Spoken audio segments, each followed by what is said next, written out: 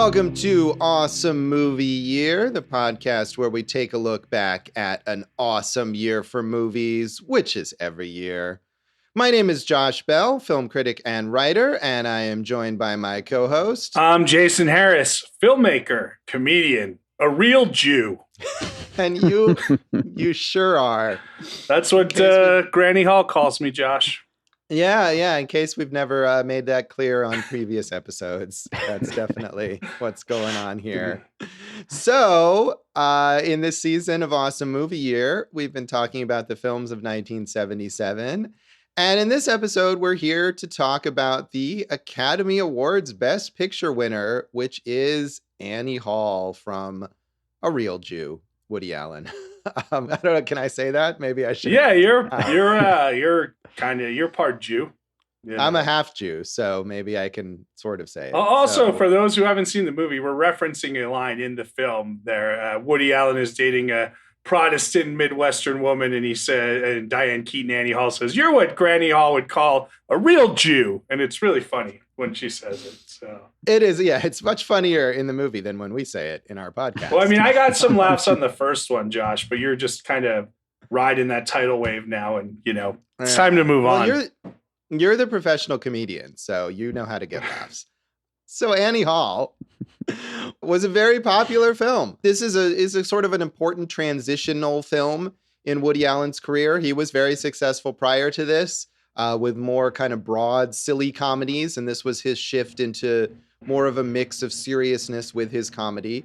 And it turned out very well for him. This movie grossed $38.3 million on a budget of $4 million. And it did, of course, win Best Picture at the Oscars. It was nominated for 5 total Oscars, including Best Picture, Best Original Screenplay for Woody Allen and Marshall Brickman, Best Director for Woody Allen, Best Actress for Diane Keaton, and Best Actor for Woody Allen. And that's the only award that it did not win at the Oscars, but it won the other 4. Diane Keaton also won Best Actress at the Golden Globes, and it won 4 awards at the BAFTAs. So certainly one of the biggest awards and critically acclaimed movies of the year. In a year when, as we've been talking about in multiple episodes, there was a lot of heavy competition for all of those awards. Yeah, and as far as I can tell, the last time a true comedy won Best Picture. Yeah, I guess you have to figure out what you consider a comedy. I know if we go by the Golden Globes, which are often really desperate to include anything in the comedy category, I think, Green Book, which just won. And the Artist, which is a lovely film, but I'm not really sure it's a comedy, Yeah, neither of those are really comedies. I mean, even if they have comedic moments to them. And I mean, and Annie Hall has dramatic moments to it, certainly, but I don't think anyone would dispute that this is, as you say, a true comedy. And that just doesn't really get awards anymore, really. Even in categories designed for comedies, like at the Golden Globes, they give it to shit like Green Book instead. So maybe we need to take that on Hollywood, huh? Yeah. We definitely support diversity, but let's have some diversity in these award winners now in genres. Come on. Bring back some comedies for some awards. I agree. And I think people have brought that up. And especially if you have a category that is specifically designed for comedies, don't just fudge the rules or whatever so that you can put in movies that aren't comedies but are considered sort of prestigious or whatever. Yeah, when I was looking up, is this the last comedy to win? And some of the ones on the list of comedies that won Best Picture were Driving Miss Daisy. And it's no, we covered it, Josh. It was not a comedy. We did. So. We did. Yeah, I mean, it feels like a movie that has one joke in it gets to qualify as a comedy for some of these awards. So this is the kind of thing, and maybe we'll talk about this in The Legacy, but it's the kind of movie that doesn't get awards so much anymore. But it certainly was highly regarded at the time that it was released, not only by the awards, but by the critics as well. Roger Ebert said, "The movie dares to go into this material a little more seriously and cohesively than is usually the case in a Woody Allen film. Annie Hall is a comedy, yes, and there are moments in it as funny as anything Woody has done. But the movie represents a growth on Alan's part. From a filmmaker who would do anything for a laugh, whose primary mission seemed to be to get through the next 5 minutes, Alan has developed in Sleeper, Love and Death, and this film into a much more thoughtful and, is it possible, more mature director. Maybe that's why Annie Hall is called a, quote, nervous romance, because Alan himself is a little nervous about this frankly nostalgic, romantic, and sentimental material. He throws in a few gags, almost to reassure his old fans that all's well at the Laugh Works. But he wants to do a lot more this time than just keep us laughing. By looking into some of his own relationships, some of his own patterns, he wants to examine how a personality works. And I have to admit, as much as I like Woody Allen's work, I haven't seen as many of those sort of early, funnier movies. There's quite a few, in fact, like Love and Death that Ebert mentions there, I haven't seen. But this is, and so I think we don't appreciate maybe as much how big a shift this was for him, because this is sort of the prototype of many, many, many movies that he made after this that we're now familiar with. Yeah, right. You know, I've seen some of them, like Bananas and everything. But yeah, the one thing I wanted to say out of this review is like where he's talking about the gags. I don't think there's anything in there gag for gag's sake. I think that's what's so brilliant about it is like the way he plays with the form all goes to elevate the story. Yeah, I agree. And the jokes are, I mean, I don't know if I would say they're organic. I mean, some of the things like the breaking of the fourth wall and, you know, cameos or the way that he talks to random people on the street. I mean, they're obviously gimmicky in a way, but they all do. They serve the story, and they're not just like a random pratfall or something like that for the sake of an easy laugh, I don't think. Yeah, and those are some of my favorite parts, like you mentioned, where, you know, he just kind of is, one, breaking into talking to the audience, or two, like when he just starts talking to the people on the street in the middle of a scene about what's going on in his life, and they all have their answers. Like, man, that stuff is kinetic, and it has a real energy and point of view to it. And like I said, like it is all going to further this engine that's pushing the story. I absolutely agree. Joseph McBride in Variety said, the script by Alan and Marshall Brickman is loosely structured, virtually a 2-character running conversation between Alan and Diane Keaton as they meet, fall in love, quarrel, and break up. Meanwhile, he continues his career as a moderately successful TV nightclub comic, and she develops a budding career as a singer. The unhappy ending in this case is an unusually satisfying conclusion, for though the audience comes to love both people, it also comes to respect both of them enough to want them to seek happiness individually. In his idiosyncratic comic terms, what Alan is attempting here is not so much different from what his favorite director, Ingmar Bergman, did in Scenes from a Marriage. This film could be called Scenes from a Relationship.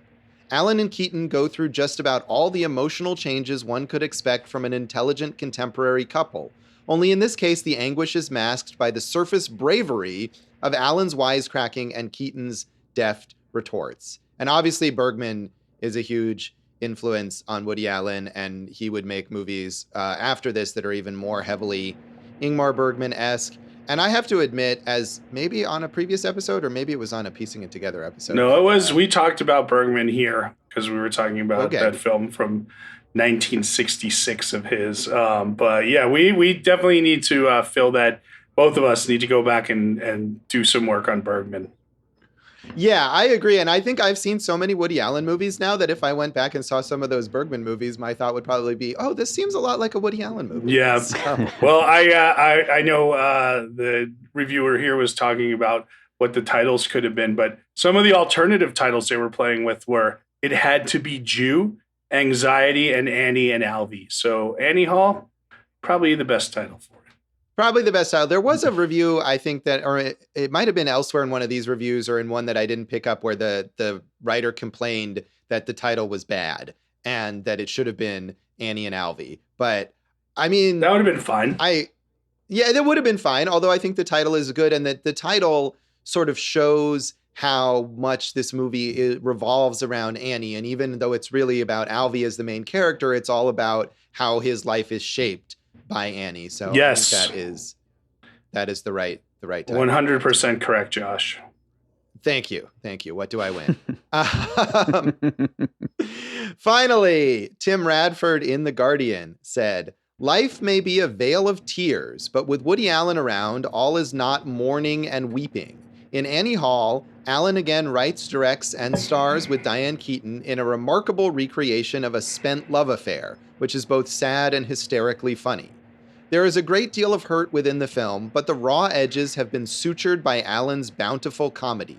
It has us in stitches. A film which sticks close to the cutting edge of love and darts about daringly trying to make philosophical sense of it is bound to be flawed. This one is because Allen tried to do in 93 minutes what Proust needed 11 volumes for, to resolve life, love, and the passing of both." So I wanted to get some slight criticism in there, although that's overall a very positive review, but just to have a slightly negative take on one aspect of the movie, although I don't agree with that particular. Well, I do think that's a fair criticism if that's what you think is a criticism. But I do agree with the point that he packs a lot of stuff into 93 minutes of this entire relationship, the ups and downs. So, but I agree with you. I'm not saying that's a bad thing. I am saying that it's kind of amazing how much he's able to pack in from this relationship in that amount of time. Yeah, no, I agree. I mean, he does pack a lot in, but I think the idea maybe that's implied there that it should have been longer. I don't agree with that. And reading about some of the behind the scenes stuff, which maybe you'll want to talk about, the way that they kind of shaped this movie in post-production and how much more that they had that they pared down so that they could focus on the relationship.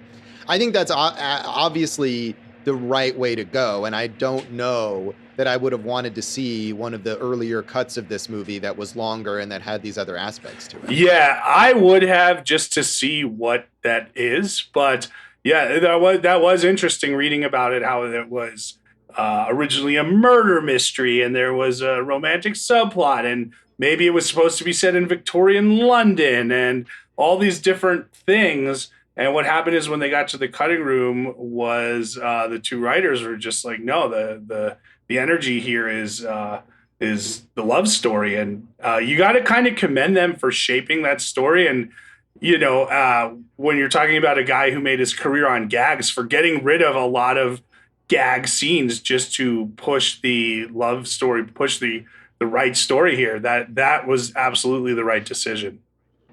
Yeah, I agree. And the idea that maybe it was much more about the life of Alvy with Annie as one aspect of that. I don't think that would have been as strong a movie. That it really is part of what's so good about it is that it's so focused on how his life changes or doesn't change via his relationship to her. And I think the understanding of him as a character comes through his relationship to Annie and the contrast between the two of them. So I don't know that I would have wanted to see, 15, 20 minutes more of his childhood in Brooklyn or whatever, even though that stuff is funny and is good. And the amount of it that's in the movie is the right amount. I think certainly, even though Woody Allen has later expressed maybe regret that this was how this turned out, I think it was absolutely the right way. Right. This wasn't his vision, which was the kind of inside mind of a guy, what it is to be a guy or what Woody Allen thinks is a guy, right?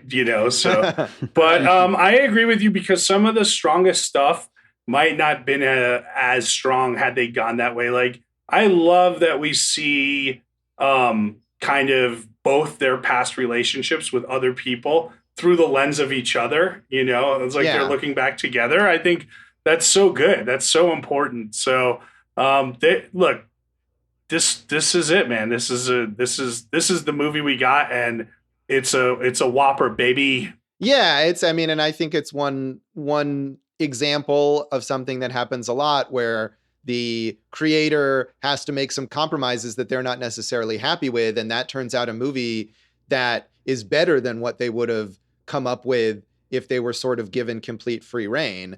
And then maybe, as we saw earlier this season with George Lucas, maybe later on when they get free reign, it turns out to not be the best thing. So I'm glad that we got. Although Lucas pretty much had free reign on Star Wars, so.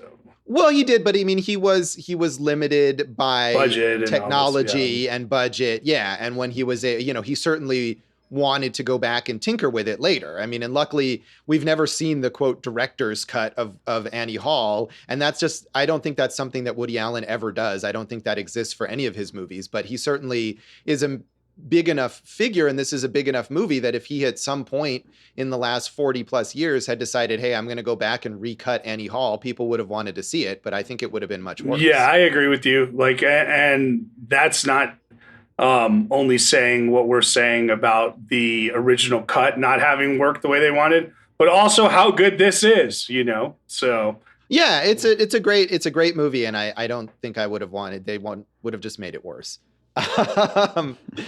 So, I mean, I assume that you had seen this movie prior to preparing for this. I did. You know, I like to go on kind of runs of watching a bunch of movies from a single director. And I'm sure there was a time where I was like, oh, I really haven't seen that many Woody Allen movies. And I did, you know, probably some of the early ones and then some of this classic mid-period stuff together. So I really loved it the first time. And for the most part, I loved it this time too.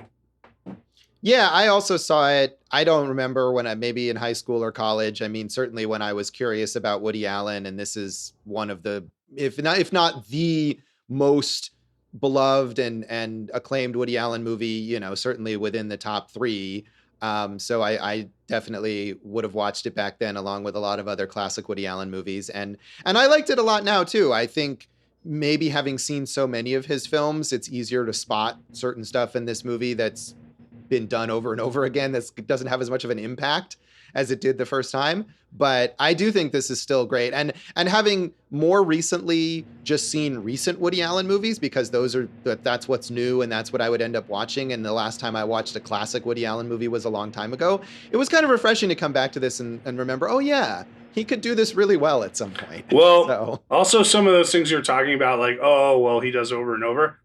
He really developed here. You know, right, exactly. And that's what I'm saying, that I think, you know, I had been watching the sort of imitation versions of those, or maybe not imitation, but just the repetition of that. And coming back here to see the original version was refreshing. So, Dave, were you a Woody Allen fan? Had you seen this one?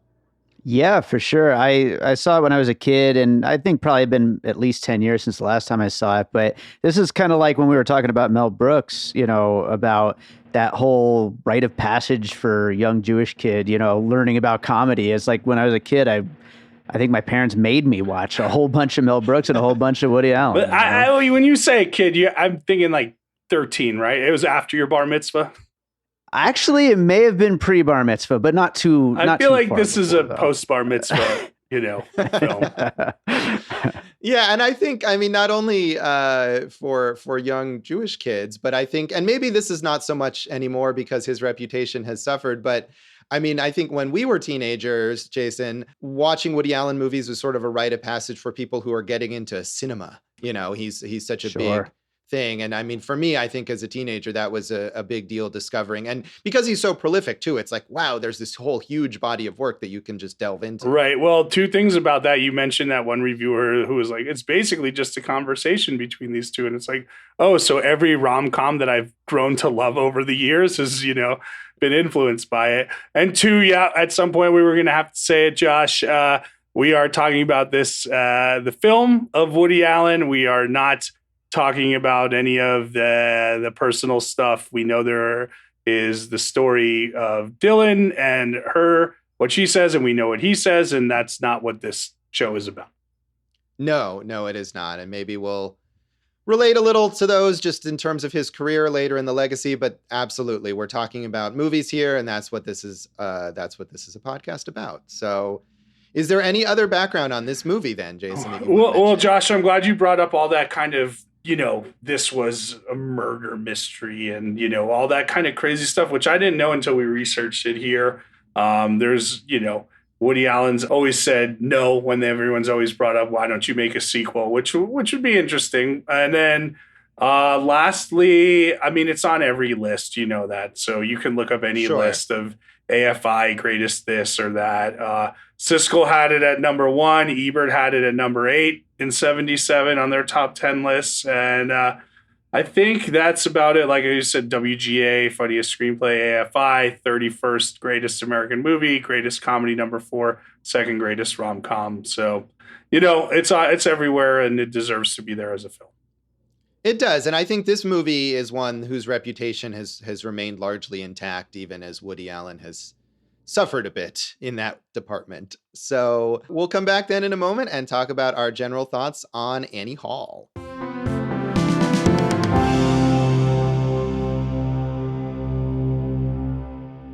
Welcome back to Awesome Movie Year in this episode of our season on the films of 1977. We're talking about the Academy Awards Best Picture winner, Annie Hall from Woody Allen, which is, I feel like we've covered actually quite a few romantic comedies, surprisingly, over the time. And I mean, we just covered The Goodbye Girl, and we covered in our 1989 season When Harry Met Sally. And that one, we talked a lot about how influential it is as maybe the most influential rom-com of all time. But When Harry Met Sally would not exist if not for Annie Hall. Yeah, and it's kind of funny because Annie Hall sings It Had to Be You, and right. We know in When Harry Met Sally, that song is constantly placed there. I mean, when Harry Met Sally is a love letter to Annie Hall, right? And it's a love letter to New York, and Annie Hall's a love letter to New York. What's funny also is the different times that there are love letters to New York, because New York in 89, maybe more on the rebound. In the 70s, 75 through 77, man, it was a cesspool of garbage and filth and robberies and homicides. And they talk about it in this movie, just how horrible the city is. And it was really like that. And great art came out of that, not surprisingly. So I agree. I consider this the first modern rom-com. Would you agree? I mean, that sounds right. I would have to look at what else was previous, but I think that makes sense. And we think of, I guess, I think of a certain kind of romantic comedy as very prototypical, like in the 30s and 40s, and some reviews, again, maybe not where I quoted, but some reviews compare this to like the Spencer Tracy, Katharine Hepburn comedies of the 40s, and that's a certain distinctive kind of romantic comedy that's different from. So I could see this as the birth of it. Not that there weren't any romantic comedies in the 50s and 60s, but maybe, they were the kinds of things like Rock Hudson and Doris Day movies or something like that. And this does establish a template for a certain kind of modern romantic comedy. So that makes sense. I think so. And also that kind of like, hey, it's a comedy, but we can really dig deep into human emotions and the psyche of people and how they relate to one another. Like, it's all done really, really well here. Yeah, it is done well. It's a balance that maybe Woody Allen doesn't always succeed at. And I think in his later films, he had more of a tendency to split these things up in a way and make a movie like this movie is a drama and this movie is a comedy. And that heavy stuff was mostly confined to the dramas that didn't have a lot of humor in them. Whereas the movies that were focused on jokes were just about jokes. That's not to say that there aren't other movies, Woody Allen movies like this one, but I think this one balances that really well, better, maybe than most Woody Allen movies. And it is funny. I mean, I did laugh. I think there's a tendency you watch movies, the older comedies are, I think for me at least, there's a likelihood that maybe I'll appreciate and enjoy the movie, but I won't necessarily laugh that much. But I did laugh at this movie. There's some pretty funny moments. I think that's fair, and comedy does change over the years. And but yeah, this does have a good amount of laughs that really hold up here. All that stuff about both of their professions, I think you could say, like, if there's a weak point, like, kind of sometimes we get some of that stuff about him being a comedian, but it's a little unclear, just like his comic career was, right? Because he was always playing in other forms. And then, kind of Annie Hall wanting to be a singer. That's also, they both serve story purposes, but I think those are underplayed purposely. And if you wanted to find a criticism of the movie, maybe that could be it. Yeah, maybe. I mean, I kind of wonder, especially because Alvy essentially has the same career that Woody Allen had in the earlier part of his career when he was a stand-up comedian and was on TV, that maybe it was just like, this is not really the important aspect of the story. So let's just, put a placeholder in there almost. So I agree. At least with Alvy, we get a sense of what his career is. But I was wondering the whole time, or at least part of the time, with Annie, like she's an aspiring singer, but what does she actually do to make a living? Doesn't she just have like a bunch of random jobs? Is that what I kind of picked up there? Or? I guess I never really got that. And then especially she moves out to LA and she's like, oh yeah, I'm just meeting people and cool. It's like, well, how do you make a living? Well, she's at that point, she's kind of financed by the Paul Simon character who's producing her, I right? suppose so. And then you wonder in New York if like her parents are kind of helping her out there because they got a nice house there in Chippewa Falls, Josh. So they do. So but I don't think that that's super important. I think the things like that, if this movie was not working on other levels, you would notice it more. Your mind wanders, right? And you start to think, what is Annie doing for money? But you're occupied with everything else, and so you don't worry about it. Yeah, it's super nitpicky. Although there are some things that don't age as well, like when his friend, they call each other Max and Max, right? It's Ron. Is that his friend's name? Rob, I think, played by Tony Robbins. Yeah, who's good. I like him a lot here, right? And, they have a fun little dynamic between the two of them. He's talking about a threesome he had, and they're like, they're twins, and they're both 16, and it's like, let's maybe move to the next scene. Yeah. To be honest, like that's probably the most like uncomfortable line in the whole movie in terms of how we look at it now. And honestly, I kind of expected there to be more moments like that where you think, oh, this is not something that would fly right now. And there really is not that much of that. Yeah, but I mean, and 16 is not 16, right? So it's like it's a tough. I don't know where you go. You just stop. I'm saying like there's, especially at that time period, a lot of artists who were older men and younger women, right? But 16 is still a tough one to make fly, is what I'm saying. That's right, a tough one there. Right. And certainly Woody Allen would become known for that older man, younger woman dynamic. I mean, Diane Keaton is 10 years younger than Woody Allen, although they really don't come across that way in this movie. I mean, they seem fairly on equal footing. I mean, he talks about in the beginning of the movie about having just turned 40, and maybe there's a sense that she's a little younger than that, but it doesn't really play into their dynamic. I mean, I get her as younger. Maybe it's because of the adult education and, kind of her trying to find her way where he's so set in his ways, But I thought there was an age difference, but, whatever. So she wasn't 16, right? So I mean, no, we got to wait till Manhattan to get back to one of those stories, I think. Yeah, that is true. So.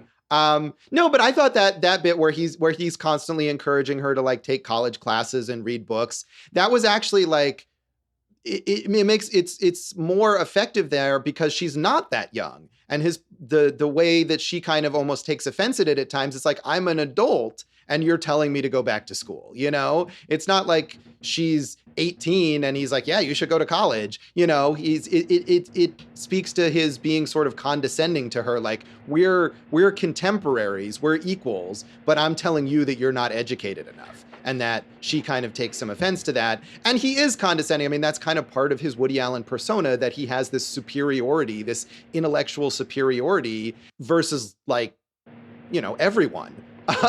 Including her, but it makes it tough. It's one thing if he feels intellectually superior to the idiot behind him in line at the movies, but when he comes across that way to the woman that he's trying to have a relationship with, that makes it tough for him and tough for her because they're meant to respect each other. Yeah, he really is very, like, Woody Allen, like, I'm sure from an IQ level is very intelligent, right? Like, yeah, the amount of knowledge and the breadth of his reading and what he knows about, and even the way he writes jokes is really, really. There's that scene where he goes and plays like the college show at in Wisconsin in her hometown, and it's like he's doing jokes about like Freud, right, or something like that, and the crowd is cracking up, and I'm like, nah, I don't know if a college crowd would be cracking up at a joke like that is so deep into that, so. Yeah. I mean, one of the things about Woody Allen and maybe about Alvy too is that he is very smart, but he's only very smart about an extremely narrow range of things. And as you watch more Woody Allen movies, you get a real sense of what Woody Allen cares about and knows about, like from a cultural and intellectual standpoint. And it's very limited. And that's fine. He likes what he likes. But I did kind of like in this movie already in 1977, his utter contempt for rock music. That, he dates briefly when Annie and Alvy break up, and he dates some other women, and he's going out with the Rolling Stone journalist played by Shelley Duvall, who's talking about being at a Bob Dylan concert and being at a Rolling Stones concert. And people that we think of right now as these brilliant cultural icons, certainly on the level of Woody Allen, if not more so. And he's like, that noise. And I think there's a certain, on the one hand, you want to laugh at Alvy for being so out of touch. But on the other hand, I think there's maybe a certain expectation from Woody Allen that some people in the audience will agree with him and think, oh, yeah, that rock music. I mean, there's plenty of people who would agree with him. There's plenty of people today who just like whatever, jazz or classical or any of that stuff and think rock is garbage, So I don't think that's, that's who he is. All of his characters are him, right? So, Right. I'm not necessarily saying it's bad. I just thought it was entertaining. I think of Woody Allen now in his 80s as being out of touch, and that's not a surprise, but I just thought it was sort of amusing to realize how out of touch he's been for his... Well, but he couldn't have been that out of touch because he wasn't just like he had fans, right? There was like a cult following for Woody Allen, like a mainstream cult following, but a cult following nonetheless, right? So a lot of people had to really dig what he was saying in his style of comedy. Oh, yeah. I mean, I'm not saying that people didn't like him. I mean, he was hugely popular at this time. Including probably with people who liked Bob Dylan and the Rolling Stones. But I just mean how out of touch he is with sort of the broader culture of any moment, whether it's 1977 or 2020. He has this very calcified set of cultural values that he established seemingly when he was 12. And have never changed. I think that's a very specific kind of person who really does exist in the real world too. Yeah. I mean, look, we know there are New Yorkers who will never leave New York, and but I mean, at his best, that all played to his strengths, his crystallized worldview. Like his best movies all showcase that. And kind of bring people in who might not see it that way. And I think that's one of the other great points of this is like all the stuff in LA and how unhappy he is and why he is so unhappy there is, it really shows like why he loves New York the way he does. Yeah, I think it comes across well in this movie. It's effective here. It was amusing for me to see how established that was already. I don't think it's necessarily a bad thing about the movie. And I think the movie, whether this is purposeful or not, to me, watching the movie this time, one of the things that I noticed is that Alvy is, I mean, he's the main character, but he doesn't come across that well. And really what this movie to me was about is the way his relationship with Annie changes her so much. And he is so eager to teach her things and maybe in this kind of condescending way and encourage her to have this emotional development by going to therapy and all this stuff. And she has that development. She learns, she gains more intellectual pursuits, she understands her own internal life better. And that leads her to a place where she moves on from the relationship. Whereas Alvy, who spent his whole life reading these books and has been in analysis for 15 years, never makes any progress at all. And I thought that was a fascinating dynamic. That is true. I mean, he kind of says that in the beginning, right, where he does those first two jokes up front, and he says the second joke that kind of sums up my relationships in life is the old line attributed to Groucho Marx: "I don't want to be a part of a club of any club that will have me." And that's what you see with all of his dating. Like he's a self-saboteur and won't let himself be happy. One of the other titles that Alan had suggested, and I didn't know this word, was anhedonia. Did you read about that? Which yeah, I think that was the title that got closest to actually being used. Which is like the inability to feel joy is, I think, no matter what's going on. So yeah, no, you're right. You're right on all that stuff, I think. And that's what's interesting. And because she's growing so much and he's not, you're really showcasing who these two characters are in their own way. And like that one review said, you still want them, you still root for both of them. You do, but I think also, like that review says, you root for them to not be together. That if you were seeing this movie for the first time and you didn't know anything about it, in the later, in the towards the end of the movie when they've broken up and Alvy makes this trip to LA to try to win her back, you don't want him to succeed, I don't think. And he doesn't, and that's a great thing about the movie. And it's also great that we then see the play that Alvey has written where he does succeed, and it makes it very clear that that would have been the wrong outcome. Sure, but let's add on to that coda, that last scene when they do reconnect and have a great time talking about old times, and they've both moved on to seeing other people, but there's something still lingering there between them. And I think while the ending is what you say it is, it does leave it open for interpretation of like, hey, a year or two down the road, do these guys get back together again? Because they've done it before. Yeah, I guess, but that wasn't the impression that I got. The impression that I got there was, yeah, they've done it before because they hadn't moved on emotionally. They were stuck. Whereas now they finally have moved on and they're able to have this nice lunch or coffee or whatever together and be friends, versus when he went to LA and they had this extremely awkward interaction because he was still hung up on her. So, and I think Alvey is so self-centered that you can believe that he does move on, that he's not so much in love with Annie as he is obsessed with the idea of being a guy who's in love. And once he's decided to dismiss her as a prospect, he can easily actually move on and just be her friend and find some new person to fixate on. Yeah, Josh, I want to talk about something technical in that last scene, because we see it throughout the movie, and I think it really works so well. And in the case of the last scene, it's a voiceover, but in some of the other scenes, it's a dialogue thing where you have the camera kind of fixated on the environment, whether it's, in this case, just cars driving in New York City, and then in the Hamptons, it's kind of like this breezy meadow leading to the ocean. And like, you don't see either of the characters. You're just seeing what they're seeing, right? And it's long shots with their dialogue, and you're just seeing landscape. And that's a really weird technique to be able to pull off, that he did pull off really awesomely in this film.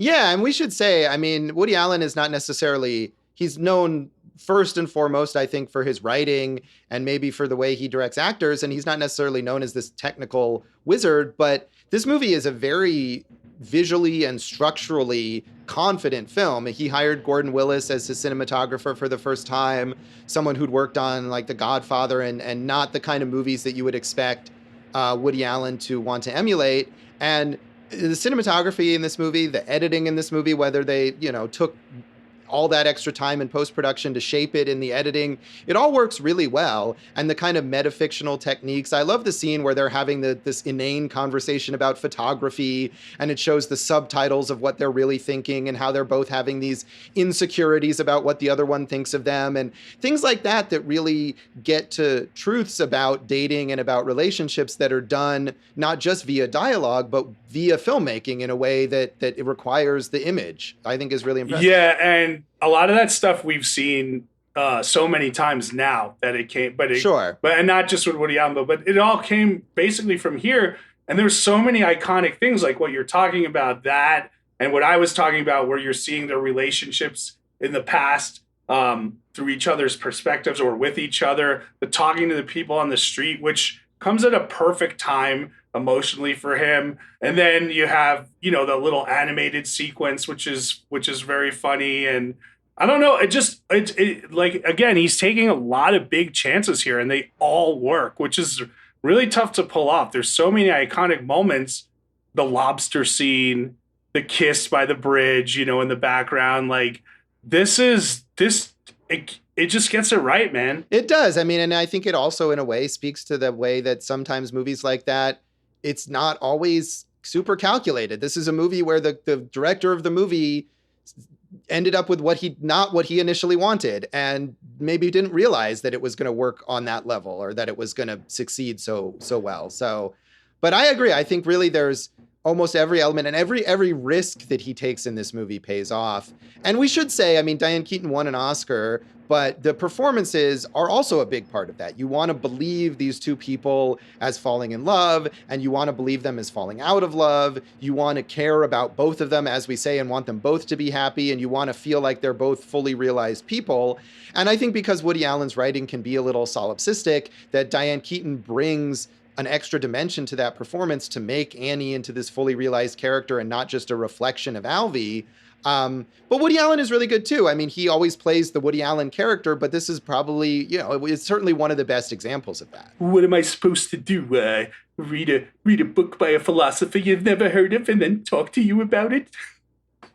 Man, that is easily the worst impression. I had to at least try, So it sort of sounds like some sort of gangster version of Woody Well, Allen. Hey man, that's a fair assessment. Gosh, she's great. Diane Keaton's great in this, and this was her year. She won for this, and as I told you, I watched Looking for Mr. Goodbar also, which came out in the same year, which is a harrowing and difficult film to watch. But you want to talk about an actor playing two totally different types of characters, man. Certain actors have those years where like, well, did you win the Oscar for that movie or for the year that you had? And who cares? You won it. But you could easily say that she won it for the combination of these two, like from that year. But she's awesome in this. We know that. So, and right. Yeah, he does his best. Like you said, Woody Allen, he does his best Woody Allen work here. But Josh, Christopher Walken, come on. Oh, no. You're going to do another impression? No, I'm not going to do it. But I mean, if you want, I'll do it. But no, Josh, like Christopher Walken as Dwayne, like, in season 1, we covered one of the iconic Walken kind of small parts in Pulp Fiction. This is probably the original, like, amazing small part where Walken has like one scene and just blows it out of the water. He does. Yeah. He plays Annie's brother, who's clearly disturbed in some way. And he has this little monologue about wanting to drive his car into oncoming traffic. And then, of course, immediately he's driving Annie and Alvy to the airport, and and Alvy is very nervous. Which that scene was cut, and then they put it back in like right before it was released. But look, no one. That's one of those things that like Walken, like nobody's more perfect for that than Walken. Just like he says it so straight. Like it's not that he's not trying to do any comedy, and he's not trying to be overly serious. He's almost matter of fact about it, and it's just like, dude, you're the best. You're the best there is, Christopher Walken. So that was great. And I think I had forgotten that he was in that. And when he showed up in the dinner scene, I was like, oh, look, it's Christopher Walken. And then, of course, he gets a great Christopher Walken moment. Yeah. But I do think all the small parts, I mean, this is Annie and Alvy's movie. Any of the other characters are really secondary to the story. But I like Tony Roberts. He's not someone that we're really super familiar with, and he mainly is known for working with Woody Allen. But I thought Alvy and his character had a really fun dynamic, and you can see the contrast between the two of them, but you can also see why they remain friends. Carol Kane as his ex-wife who works in the Adlai Stevenson campaign. She was very good and fun in that role. You could see a whole romance between the two of them as being a really good movie. So, and even Paul Simon, who we don't know as an actor really at all. Other than Saturday Night Live, which he's hosted a lot, but. Right. But I mean, he's not really known for that, but I think he effectively embodies that semi-sleazy music producer who, you can see, however, why he's enticing to Annie as a way to move her career along. Yeah, but I wanted to go back to Carol Kane because we know her so much for like these kind of wacky off the wall characters. And she's great as just a quote unquote normal love interest. Like I want to see more stuff of her just doing that. Like I mean, I love her wackiness, but she's great as this, She is, and I would imagine, and I'd have to look this up, but I would imagine during the 70s, especially, and maybe in the 80s as well, she probably had more of these kinds of roles, and that as she got older, she got stuck playing the wacky old lady, which she does very well, as you say. I don't even think it's when she got older. It was probably after Taxi, right, where she was Latka's girlfriend and everything. Yeah, but she is very good in this, and I mean, I think one thing that Woody Allen has, he generally has a very good eye for casting, and he's one of these directors who trusts his actors very much, that once he casts them, he doesn't give them a lot of direction. And so he knows instinctively who's going to be right for these parts. And I think he picks that all very well here. Yeah, you mentioned he's known for directing his actors. And I was like, well, he's actually known for not directing his actors. Because like you said, like he lets them just go, and he and for being as iconic a writer as he is, he lets them, if you don't feel like saying that, say what you feel like saying. So I think it's the trust process is what you're talking about. Right. Yeah. I mean, I guess I meant that Woody Allen movies are known for their performances, Yeah. I think is what I had meant. And I think that's fair. And two other little cameos, Sigourney Weaver, her first role as one of Woody Allen's dates at the end. And then Jeff Goldblum with the heater one line where he calls his guru and he just says, "I forgot my mantra."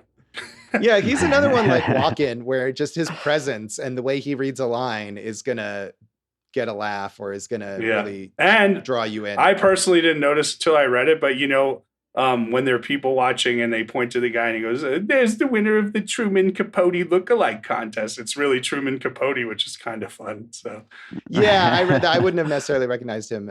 So yeah, and your Woody Allen just got like way worse right there. What do you want me to do, Josh? Go back to doing it over the top like this? I don't know. I can't do it. Josh, I'll fix it for you right now. Annie, though we both live in different worlds, we can become one as long as we use our minds together. Hey. Thank you, Werner Herzog. Werner Allen. Yeah. What would happen if Werner Herzog and Woody Allen? I believe it would go a little something like this. All right.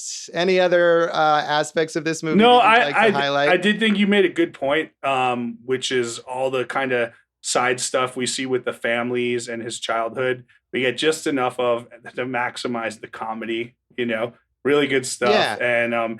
And each time they do it in a really unique way where it's like you're seeing the two families, how they interact with other members of that family, and like 3/4 of the screen is Woody Allen's family and the other quarter is Diane Keaton, Annie Hall's family, and just kind of the overlay of dialogue, which we've talked a lot about this season because of Robert Altman. And then the last cool thing was when they're both in therapy, Annie Hall and Alvy.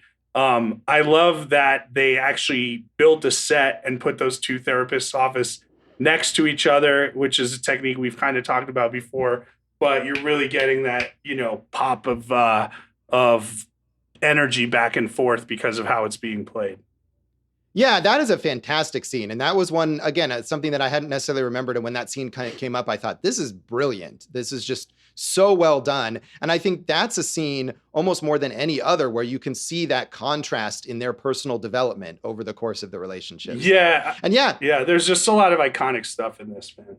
There is. And I think we talked about that kind of thing because there's the telephone scene in When Harry Met Sally where the best friends are calling each other, and they did a similar kind of thing with split screens, right, and maybe even having them all on the set at the same time. And so certainly that would have been influenced by this therapy scene, I would think. You're right, Josh. You're right. Wow. Thank you. So should we rate this out of 5? I don't know. What would you think for this one? 5 failed romances? Yeah, why not? Out of 5 failed romances, what do you want? It gets 4.5 from me. 4.5 failed romances. Close. I mean, the first time I saw it was probably 5, and I still really enjoyed it. 4.5. Yeah, that's a great rating. I'm going to give it a 4 out of 5, but that's a really good rating for me. And I think this is a movie that is so influential that sometimes it doesn't have as much of an impact. And that happens a lot with classic movies. But I just really had fun watching this movie, and it was immersive. So I'm going to give it a 4 out of 5. That's a very a good. And also, I think it's a real joy the first time you watch it, which we've both talked about. Yeah, I think maybe the first time it was even more of a revelation to me, but it was a long time ago. So, Dave, do you want to give this one a rating? Sure, I'll go with a 4 as well. Just fantastic. Yeah, good stuff. All right. So we'll come back then and talk about the legacy of Annie Hall.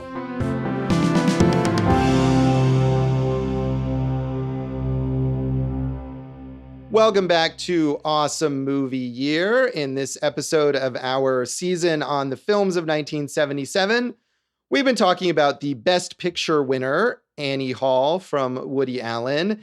And as we've kind of indicated, the biggest legacy of this movie maybe is the way it influenced the whole development of modern romantic Every comedies. romantic comedy ever that's come after it.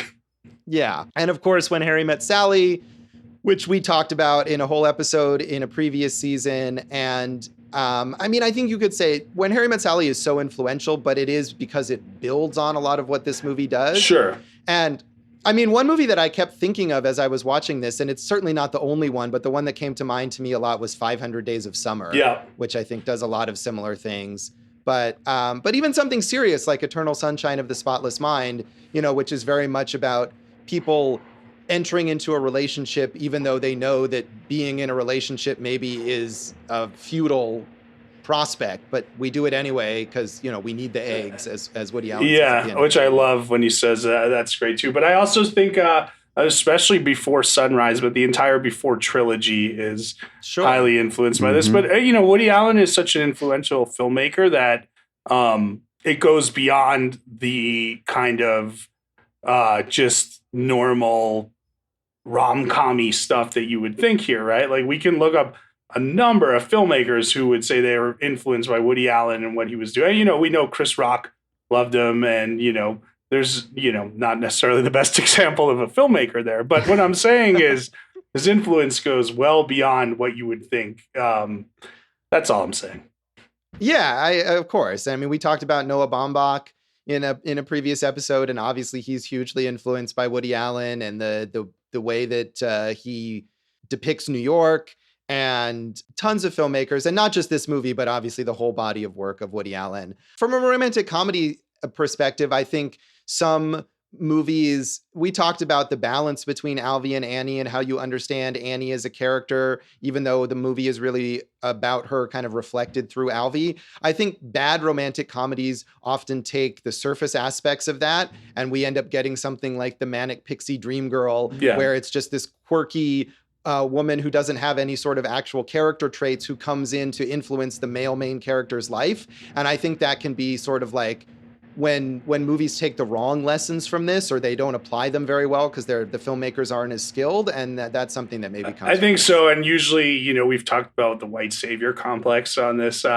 show. That would be the leading man romantic savior complex, right? Where this crazy lady's come into my life, but somehow I screwed it up. Now I got to do a grand gesture and fix it. Boop-a-da-boops. So, yeah, there are way too many movies like that, and this is not. I mean, this avoids those kinds of things. And the quote grand gesture in this movie is a failure, and we can see from the moment that it begins that it's the wrong thing. Right, and it's not even. I mean, and the grand gesture is underplayed in this movie. In screenwriting, it's called the running to the airport scene because you're running to get the romantic interest. You're trying to catch her most of the time before she gets on the plane. You got to stay. We're made for each other, right? She's already gone. And he goes, he's like, what? So you don't want to get married? You're right. It's a little more Saturday Night Fever-ish. It's what it's becoming. The impression's becoming John Travolta in Saturday Night Fever. Or maybe Vinny Barbarino. What? Mr. Carter, I want to marry you. So, a few other interesting influences, Josh. The Annie Hall look. Before there was a Rachel, there was an Annie Hall look, right? Yes.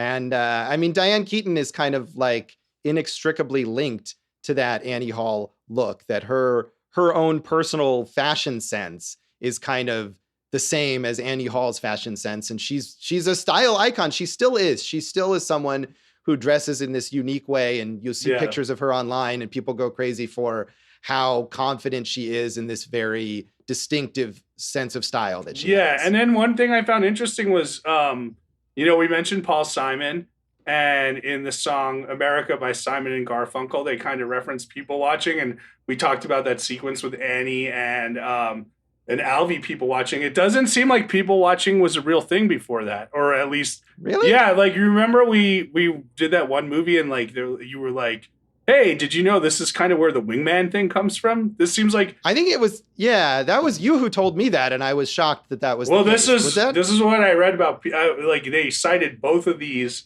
as one of the reasons people watching became... Maybe it was a thing, but maybe it didn't have like a term, like a defined term for it or something. Yeah. Or maybe it's all bullshit, Josh. I don't know. Or maybe it's all bullshit. That's the subtitle of our podcast. So, hey, one thing I wanted to tell you, Josh, Chippewa Falls was actually Englewood, New Jersey, the town I was born in. Oh, wow. So, Okay. That's There you not go. really relevant beyond. No, but I'm really glad that we got in a reference to Jason being from New Jersey, because we can't get through a podcast without that. Yeah, well, Uh, that's important, Josh. So. Yes. So obviously, as I kind of mentioned before, this was a big turning point for Woody Allen in terms of going from these broad comedies into something a little more serious, and that led to his ability to make fully serious dramas as well as comedies, and to mix that and go back and forth. And I think this is a movie that helped establish him as this major filmmaker in a status that continued for decades, and that has only really recently kind of diminished, in part because Last of 5 years, I'd say. Yeah, I mean, and only partially because of the crappy movies that he's been making. Also in relation to his, as we alluded, the personal scandals in his life. But I mean, so long, Woody Allen was this important filmmaking figure where every movie that he made was a huge event. And I think he made tons of great movies over the next several decades, even if he's also made many bad movies. So I don't know, do you have any favorites in terms of later Woody Allen movies? Yeah, and we were talking about this because I think you kind of underestimated that he had some really good stuff from 2000 on. I think Match Point is probably one of my real favorites, and that's just straight drama right there. That's a great movie. Yeah, Match Point is great. Match Point from 15 years ago at this point, though. So I think in the 2000s. So, like I said, yeah, that is true. But before you answer, because I want to hear both your answers, but like that, we keep brushing over the fact, like, it's not easy. He is that prolific. That means he's like writing and making a movie every year of his life. It feels like it's kind of an amazing run. Right. No, it is amazing. And I think that's why it's easier to kind of look past the bad movies that he's made, because there's so many good movies in between. And even if you took all the bad movies out and he was only making one good movie every 4 or 5 years, I mean, that's a track record that any filmmaker would be lucky to have. Yeah. So, I mean, I have tons of Woody Allen favorites. I think Manhattan has always been my personal favorite we all overall, like Manhattan. So. Although I haven't seen it in a long time. I mean, I remember like as a fairly like 12 or 13-year-old or something watching like Hannah and Her Sisters, which is fantastic. I really like Radio Days, which is sort of a more dramatic expansion of the family flashback stuff in this movie. Sweet and Lowdown, I think, is sort of underrated now with Sean Penn. Well, this is just unfair, Josh, because you asked me if I had one favorite in the later. I didn't. I said in the later period, and then you're like, here, let me rack off 15 good ones he did. You skipped Broadway Danny Rose, which is a good movie also. Yeah, I did skip that. And I mean, from the sort of quote later period, even though this is now more than 10 years old, I really like Vicky Cristina Barcelona. I agree. That's probably my favorite from that period. So I did say, do you have any favorites later, i.e. later than Annie Hall? So if you want to name some more. I thought you meant later as in like the last, and what we consider late Woody Allen, which I'm saying is like 2000 on.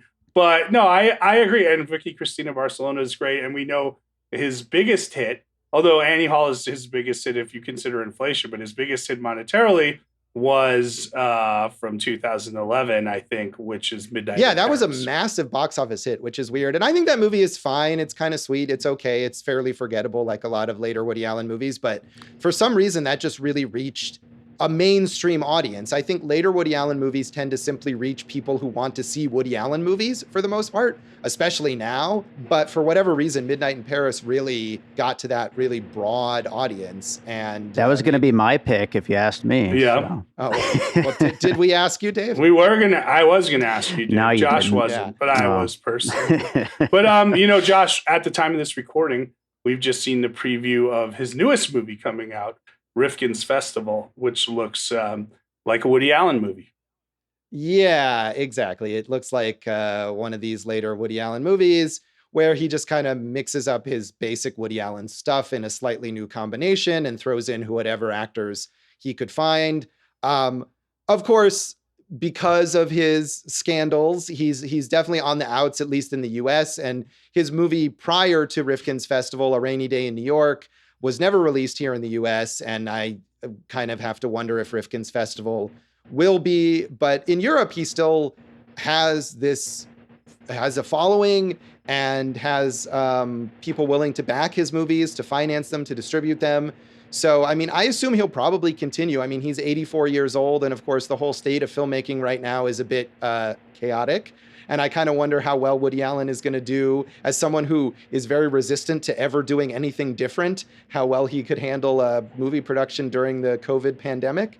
But I have every reason to think he'll make more movies. Josh, what was that documentary about him playing the Django Reinhardt music or all the blues music? Do you remember? Is it called Wild Man Blues? Yeah, the one about his tour? Yeah. Interesting piece.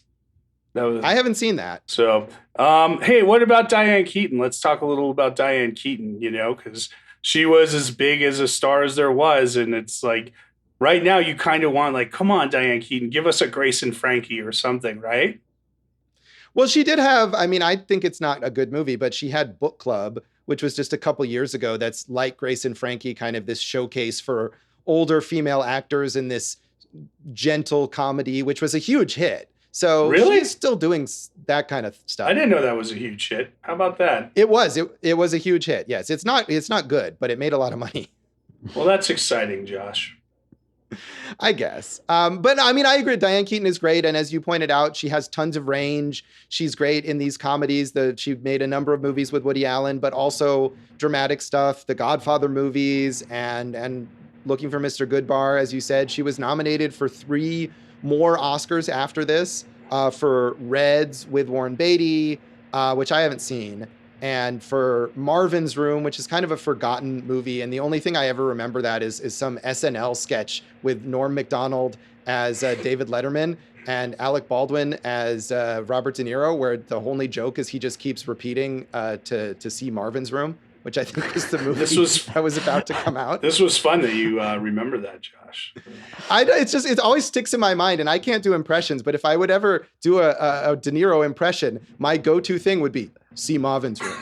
Bravo! I just remember that. Dave, the podcast is now canceled. Josh has done it. That was it. It. And Diane Keaton also nominated for an Oscar for Something's Gotta Give, the Nancy Meyers. It seems like the last big, maybe acclaimed movie she was in. I'm looking at her, kind of filmography right now. And there's a lot of stuff, but not really a lot of stuff where you're like, oh man, I got to watch that there.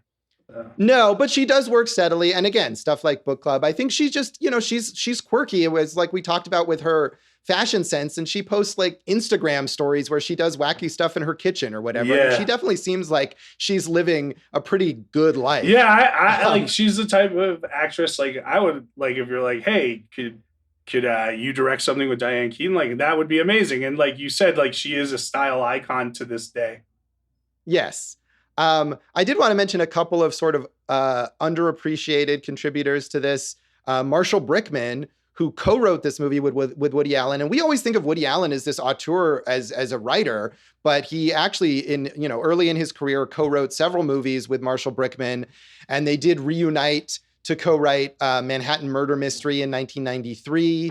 And Brickman went on to do some of his own films that he wrote and directed. But the biggest thing he probably did later was that he was the co-writer of Jersey Boys, the incredibly successful stage musical. Yeah. So there's another New Jersey reference. Yeah, the other movies I had written down for him were For the Boys, which was the Bette Midler movie, and Intersection, which I remember was a big movie at the time. I don't remember that one. Maybe I made it up, guys. No, it could be. But I do think it's interesting they reunited for Manhattan Murder Mystery, not having researched this and knowing that originally there was a murder mystery plot in this film. Right. And I think that's also a reunion with Diane Keaton after she hadn't been working with Woody Allen for a while. So it was sort of an Annie Hall. And that's one of the few Woody Allen movies I've not seen. I don't know if you've seen that one. I haven't, but let's all get together and watch it. Someday. And Tony Roberts, who is also known mainly for working with Woody Allen, is still a working character actor. He does a lot of stage work, and he's been on many episodes of Law & Order, and I think he's kind of an underrated presence. I liked him. One fun fact that I would not have put together had I not read it myself was that we mentioned a lot of these supporting actors. Think of how many of them went on to iconic roles in iconic horror movies. Sigourney Weaver, Alien, Shelley Duvall, The Shining, Christopher Walken, The Dead Zone, Carol Kane and Colin Dewhurst in When a Stranger Calls, and Jeff Goldblum in The Fly. That's kind of interesting, you know? Yeah. Was that like the 18th thing listed on the IMDb trivia page? Josh, you do your research your way. I'll do my research my way. All right. Any other fascinating? This is the second shortest Best Picture ever. Yeah. Besides Marty, 1955. And then one, you might find this interesting, Josh. You know, there was a sequence cut or not filmed where Annie and Alvy were visiting hell that he kind of rewrote and did in Deconstructing Harry, which I remember liking as a Woody Allen movie. Yeah, I think that was okay, but I definitely think it's better that was not in this movie. So. Yeah, I agree. We said he made the right choices in this movie, Josh. He did. He really did. So that is Annie Hall, and that is this episode of Awesome Movie Year. You can follow us on social media. We're on social media. Woody Allen is not. Thankfully. AwesomeMovieYear.com. Awesome Movie Year on Facebook and Instagram. Awesome Movie Pod on Twitter. I'm Jason Harris Comedy on Facebook and Twitter. On Facebook and Instagram. Jay Harris Comedy on Twitter. And goforjason.com. Having... not good results in the website. Yeah. I'm at joshbellhateseverything.com, which I think I might post something. Yes. Is it your Robert De Niro impression? Because I'm all in. No, definitely not. Josh Bell Hates Everything on Facebook and at Signal Bleed on Twitter. And you can listen to our producer, David Rosen's awesome podcast, Piecing It Together. You can find us anywhere you listen to podcasts or at piecingpod.com and follow us on social media at piecingpod. And also check out the Patreon by David Rosen for some cool bonus content from us here at Awesome Movie Year, as well as Piecing It Together and Dave's other podcast, All Rice, No Beans, and some new music, I think, from old David Rosen as well. That's right. Yep, new album. So please support us on Patreon. I think we've promised to do all sorts of dumb things. Yeah, I don't remember in the recent last episodes. If anyone signs up on Patreon, so if you want us after hearing do push-ups, that was the thing. But today, I think if you support us, you can pick an iconic Robert De Niro monologue for Josh to kind of dramatize, and he will do it on the Patreon. No, I'm creating fake Patreon accounts right this second, so I can sign up. Nobody wants to hear that. What's coming up in our next episode, Jason? Well, Josh, I'm not going to tell you because it's little Davey's pick. Tell him, Dave, what do you got? Well, this has been a very comedy heavy season. I went with Kentucky Fried Movie. Yes, you did. So tune in next time for the Kentucky Fried Movie. Thanks for listening to Awesome Movie Year. Thank you for listening to Awesome Movie Year. Make sure to follow Awesome Movie Year on Facebook, at Awesome Movie Pod on Twitter, and at Awesome Movie Year on Instagram. And if you like the show, review us and rate us with 5 stars on Apple Podcasts.